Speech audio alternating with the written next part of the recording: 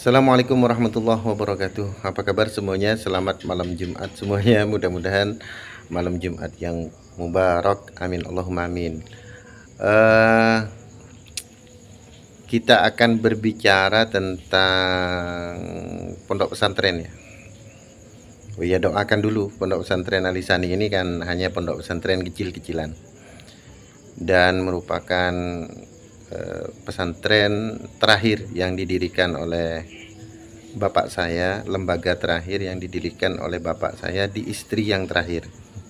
Jadi bapak saya itu banyak mendirikan lembaga ya, di setiap menikah mendirikan pesantren kecil-kecilan ya, ndak bisa besar karena beliau ndak bisa lama kemudian menikah lagi itu mendirikan lagi. Nah ini Alisani ini pesantren ya kecil-kecilan lah yang didirikan oleh beliau almarhumlah bapak saya Kiai Muhammad Ihsan bin Tasir bin Ismail dengan ibu saya Nyai Naimah Ihsan. Di dalam perdebatan nasab ini ada suatu apa ya? Ya nampaknya ada juga saudara-saudara kita yang berpahamnya itu Wahabi. Ya walaupun bagaimana tetap saudara-saudara kita, tetapi mereka kan apa namanya ya, sedikit alergi kalau melihat tapi belum menyentuh kepada pesantren kita ya gitu ya. Artinya mereka di dalam batas-batas yang wajar saja mengomentari yang berlebih-lebihan, tetapi tidak mengomentari apa namanya di pesantren-pesantren NU. Nah, sekarang ini kita akan berbicara kenapa sih di pesantren-pesantren itu akhlaknya sangat diutamakan gitu ya. Menghormati guru, ketika guru lewat kemudian santri itu berdiri gitu ya. Dan ketika dengan guru sungkem gitu ya, adalah suatu hal yang biasa di kalangan kita khususnya Nahdlatul Ulama gitu ya. Ya alhamdulillah saudara-saudara dari yang berpaham Wahabi ndak ada komentar itu ya. Yang berlebihan aja yang dikomentari. Kalau di pesantren NU kan ndak berlebihan, jadi ya sebatas akhlak itu ya, akhlak apa, tapi tidak melampaui batas.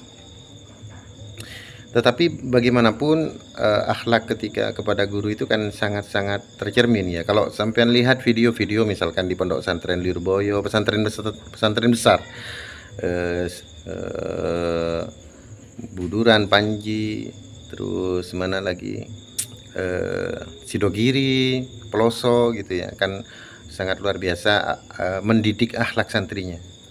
Sehingga kadang-kadang orang tua itu merasa bangga ketika anaknya di pesantren. Kenapa? Karena di pesantren dididik akhlak begitu, ketika pulang kepada orang tuanya begitu gitu ya akhlaknya. Nah, kenapa beda sekali dengan mereka-mereka saudara-saudara adik-adik kita yang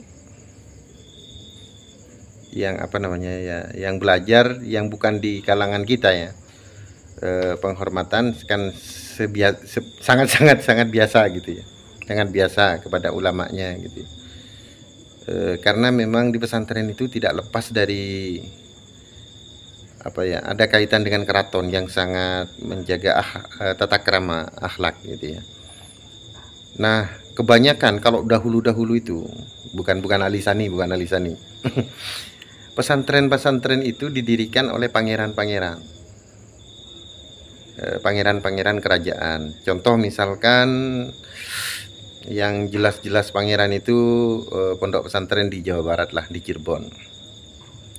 Misalkan Gedongan, terus Buntet, terus Banda Kerap, itu kan pendirinya itu kan pangeran semua, itu pangeran dari Kanoman ya. Jadi dulu itu Sultan Kanoman itu kan apa namanya ya, ada perang dengan Belanda gitu ya. Kemudian si putra mahkota ini diasingkan gitu ya. Nah, ketika diasingkan ayahnya wafat kalau nggak salah. Yang paling ngerti ya orang saudara-saudara kita di Cirebon ya. Nah, ketika wafat otomatis pengganti sultan ini kan putra mahkotanya kan sedang diasingkan, sehingga terpaksalah adiknya yang menduduki tahta. Nah, ketika kakaknya ini dibebaskan pulang, di Kanoman kan sudah ada sultan gitu ya. Nah, sehingga kemudian yang kakak mahkota ini akhirnya diberi menjadi apa namanya, kesultanan apa namanya ya, Kecirebonan kalau nggak salah, apa kesultanan apa istilahnya saya kurang tahu ya, Kecirebonan. Sehingga kemudian Kanoman itu ada dua pecahan dari Kanoman, itu ada ke Kecirebonan. Nah ini juga saya selentingan dari bapak juga, karena bapak itu santri Buntet juga. Jadi di zaman Ki Abbas dulu bapak itu di sana, di Buntet bapak saya itu.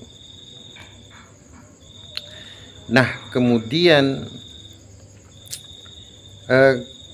itu kan ketika adiknya putra mahkota ini kan apa ya, menjadi raja gitu ya, menjadi sultan gitu ya, ada sesuatu yang apa ya, tidak masalah keluarga biasalah. Akhirnya banyak pangeran yang keluar dari keraton. Nah pangeran-pangeran yang keluar dari keraton itu mendirikan pondok pesantren seperti itu. Nah, istilahnya kalau dulu itu apa namanya, peguron. Nah, kalau orang Madura itu perguruan. Akhirnya mendirikan pondok pesantren. Nah ya jadi pangeran, sehingga akhlak-akhlak di pondok pesantren itu ya perpaduan akhlak Nusantara banget gitu ya, karena memakai adat budaya kita ini kan penuh dengan penghormatan kepada yang lebih sepuh, kepada guru, kepada orang tua. Makanya kemudian ada istilah bapak, bebu, guru, rato. Bapak, ibu, guru, juga raja. Nah penghormatan itu ya sangat-sangat dijaga. Nah itu kemudian kenapa di Nahdlatul Ulama itu kalau santri ketemu guru pasti nyungkem gitu ya, pasti apa namanya, akhlaknya berdiri, kalau berdiri apa namanya ketika ada guru lewat gitu ya. Jadi karena memang sangat ditanamkan akhlak itu, dan itu adalah budaya yang memang harus kita apa ya, ajarkan, dan bukan hanya kepada guru, dan kewajiban itu juga kepada orang tua, karena bapak, babu, guru, rato itu. Jadi kiai-kiai dahulu itu adalah pangeran-pangeran gitu, pangeran-pangeran yang keluar dari kerajaan kalau dulu. Jadi bukan semua pondok pesantren pangeran, enggak, terutama Lisani bukan. Itu pendiri dulu gitu ya, pendiri dulu. Pesantren yang kuno-kuno itu rata-rata pangeran-pangeran semuanya. Jazakumullah.